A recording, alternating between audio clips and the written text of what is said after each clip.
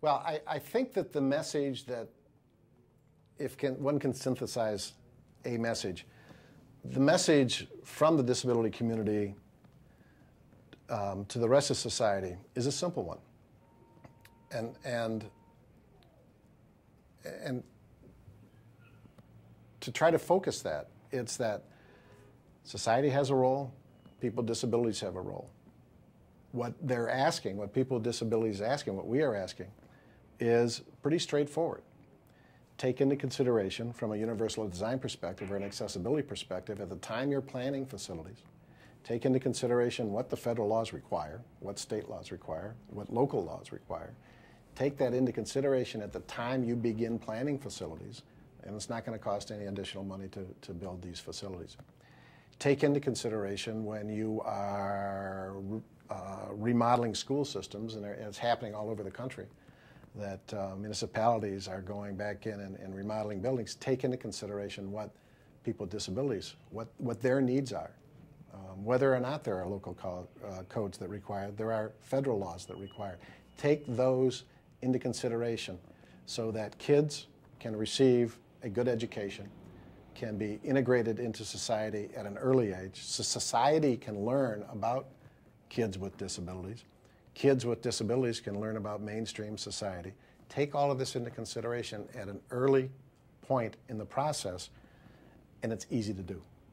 It's very, very easy to do. So when you address transportation issues, housing issues, when you address educational issues, think about these issues. Understand what the federal laws require. Understand what the local population needs. Integrate it at an early phase of the planning, and it's easy to do. Get people with disabilities involved in this. Find out what their needs are. Understand that community, and let that community understand the rest of society, and it's not that difficult. It's just a matter of understanding and planning for it at an early age.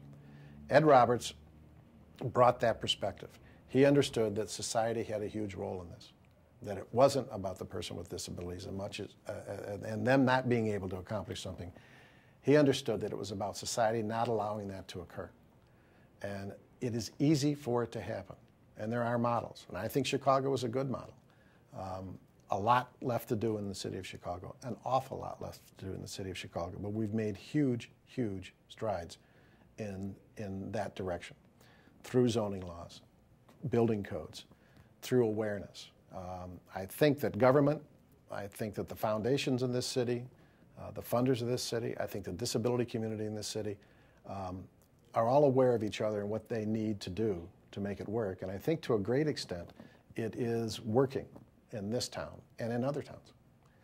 But it's about communication. It's about understanding what the other person's issues, problems, and what their solutions are. And it's about communication. It's about talking and finding out and then acting on those things.